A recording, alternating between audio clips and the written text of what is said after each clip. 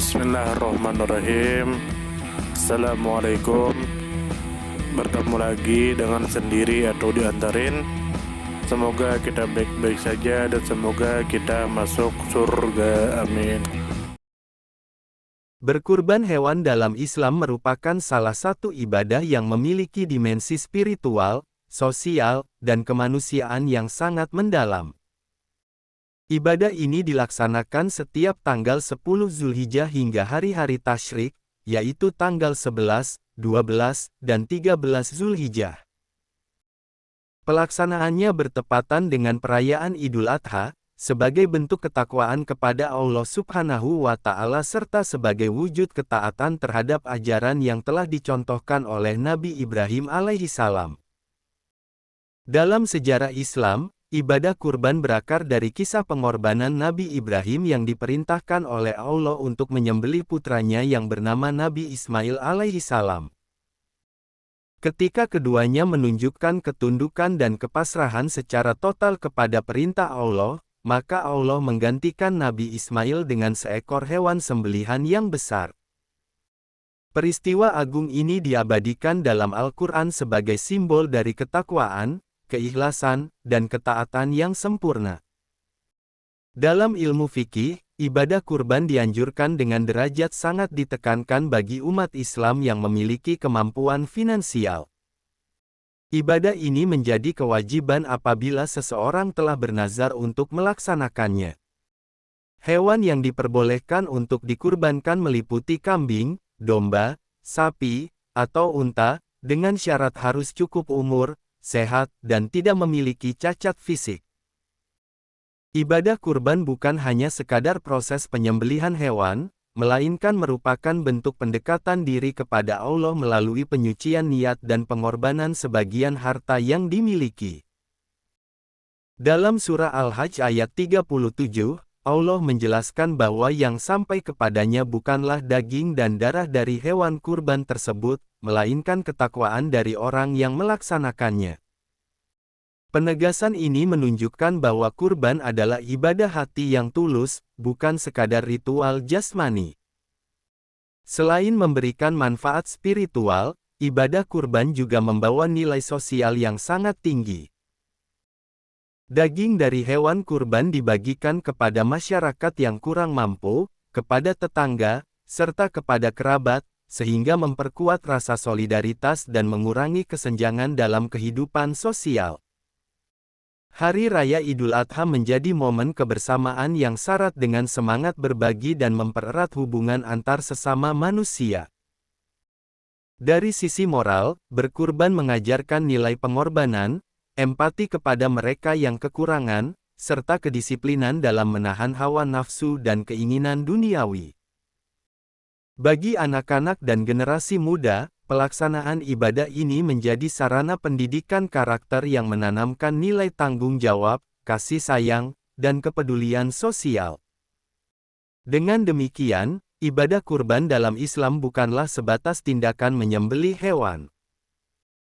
Ibadah ini merupakan simbol dari semangat kepasrahan kepada kehendak Allah, bentuk kepedulian terhadap sesama, serta perwujudan nilai-nilai kemanusiaan dalam kerangka ibadah. Berkurban adalah pelajaran hidup yang tetap relevan sepanjang zaman, mengingatkan umat manusia bahwa keimanan yang sejati harus tercermin melalui keikhlasan hati dan tindakan nyata yang membawa manfaat bagi lingkungan sekitar. Penyembelihan hewan kurban merupakan ibadah untuk mendekatkan diri kepada Allah. Dalam pelaksanaannya, sering kali muncul pertanyaan mengenai pemanfaatan kulit hewan kurban, khususnya apakah boleh dijual dan digunakan oleh panitia penyelenggara. Dalam hadis yang diriwayatkan oleh Imam Ahmad dari Abu Said, Rasulullah bersabda yang artinya Qatadah bin Nu'man memberitakan bahwa Nabi Muhammad berdiri seraya bersabda yang artinya dulu saya memerintahkan kalian agar tidak makan daging kurban lebih dari 3 hari untuk memberi kelonggaran kepada kalian. Sekarang saya membolehkan kalian, maka makanlah sekehendak kalian, jangan jual daging dam dan kurban, makanlah, sedekahkan, dan manfaatkan kulitnya, tetapi jangan menjualnya. Jika kalian memberi sebagian daging itu kepada orang lain, makanlah apa yang kalian sukai. Hadis riwayat Imam Ahmad. Hadis tersebut secara tegas melarang penjualan daging kurban, karena tujuan utama kurban adalah untuk dimakan dan disedekahkan kepada fakir miskin. Larangan serupa juga berlaku untuk kulit hewan kurban, dengan penegasan agar kulit tersebut dimanfaatkan, bukan dijual. Namun, bagaimana penerapan larangan ini dalam konteks praktis, terutama terkait panitia kurban? Banyak ulama sepakat bahwa menjual daging kurban dilarang, sejalan dengan tujuan ibadah kurban untuk berbagi. Namun, mengenai kulit hewan kurban, terdapat perbedaan pendapat di kalangan ulama. Mayoritas ulama atau sebagian besar ulama, sebagaimana dikutip dalam kitab Bidayatul Mujtahid juz 1 halaman 438 menjelaskan bahwa kulit hewan kurban tidak boleh dijual. Kulit tersebut harus dimanfaatkan langsung, misalnya untuk keperluan rumah tangga atau disedekahkan, agar sesuai dengan tujuan ibadah kurban. Imam Abu Hanifah beliau membolehkan penjualan kulit hewan kurban, dengan syarat hasil penjualannya disedekahkan atau digunakan untuk membeli barang yang bermanfaat bagi keperluan rumah tangga. Maka silakan buka kitab Fiqhus Sunnah, jilid 3 halaman 278. Pendapat ini memberikan kelonggaran dengan tetap menjaga esensi sedekah. Sedangkan ulama Syafi'i sebagaimana disebutkan dalam Nailul Autar juz 5 halaman 206 oleh Imam Syaukani, memperbolehkan penjualan kulit hewan kurban asalkan hasilnya digunakan untuk kepentingan kurban, seperti disedekahkan atau mendukung pelaksanaan ibadah kurban. Lalu pada dasarnya, kulit hewan kurban sebaiknya tidak dijual, sepanjang pembagian atau pemanfaatannya dapat mencapai kemaslahatan. Namun, dalam praktiknya, seringkali kulit kurban sulit dimanfaatkan secara langsung. Jika disedekahkan atau dibagikan, kulit tersebut kadang tidak termanfaatkan dengan baik, bahkan berisiko menjadi mubazir, yang bertentangan dengan ajaran Islam yang melarang pemborosan. Untuk mengatasi kesulitan ini, salah satu solusi adalah menukar kulit kurban dengan daging kepada pedagang, lalu daging tersebut disedekahkan. Namun, pada hari raya Idul Adha atau hari-hari tasyrik, pedagang daging seringkali tidak beroperasi, sehingga penukaran ini menjadi tidak praktis. Dalam kondisi seperti ini, menjual kulit kurban dan menyedekahkan hasil penjualannya menjadi pilihan yang lebih realistis. Pendekatan ini didasarkan pada prinsip menghilangkan kesulitan yang didukung oleh dalil-dalil. Firman Allah dalam Quran Surah Al-Hajj ayat 78 yang artinya Dia sekali-kali tidak menjadikan untuk kalian dalam agama suatu kesempitan. Lalu firman Allah dalam Quran Surah Al-Baqarah ayat 185 yang artinya Allah menghendaki kemudahan bagimu, dan tidak menghendaki kesukaran bagimu. Lalu ada hadis Nabi Muhammad dari hadis riwayat Imam Al-Bukhari dari Abu Hurairah yang artinya agama itu mudah, agama yang paling disukai oleh Allah adalah yang benar dan mudah.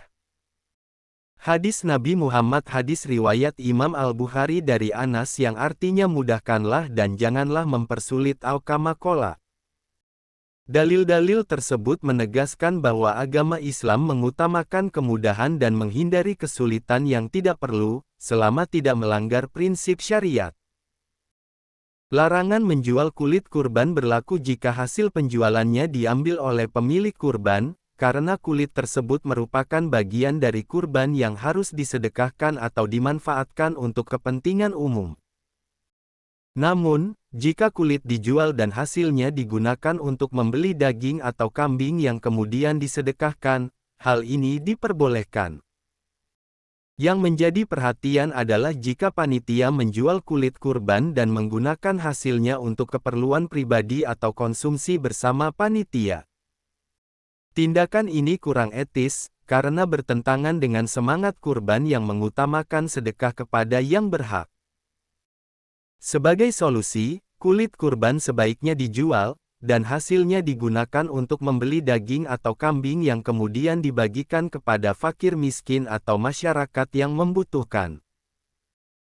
Anggota panitia secara individu, atau bahkan sahibul kurban, boleh menerima bagian dari daging kurban tersebut, sebagaimana halnya penerima sedekah lainnya. Namun, lembaga panitia sebagai entitas tidak berhak mendapatkan bagian, sebagaimana dalam kasus amil zakat yang tidak berhak menerima zakat fitrah secara kolektif, melainkan hanya individu yang memenuhi syarat sebagai penerima.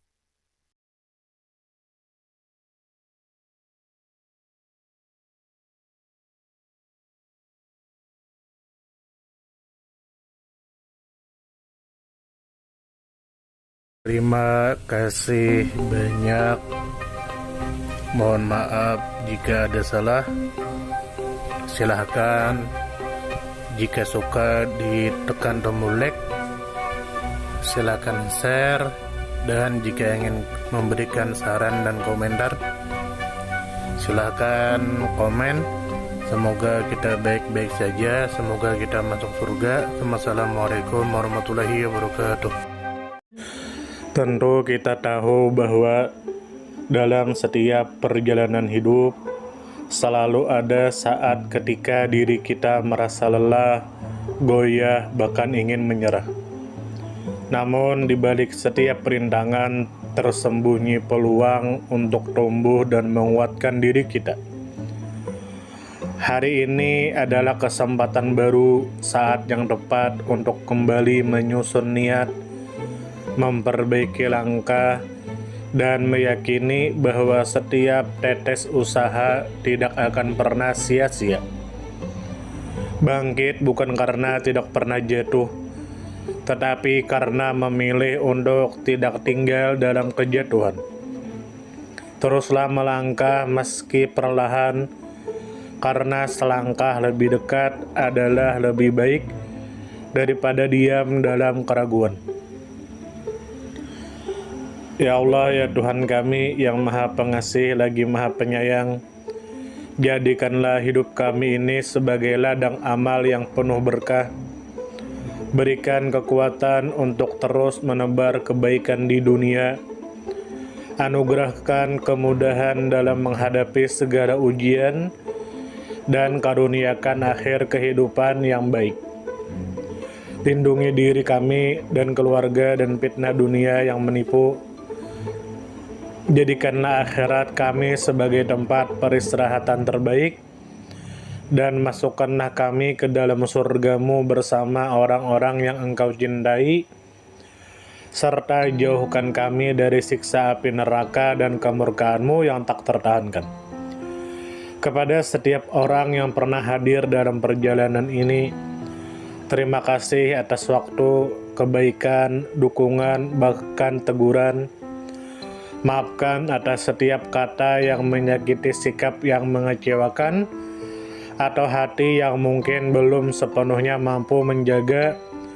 Manusia tidak pernah sempurna, namun ketulusan untuk tetap terus belajar dan memperbaiki diri tidak akan pernah padam.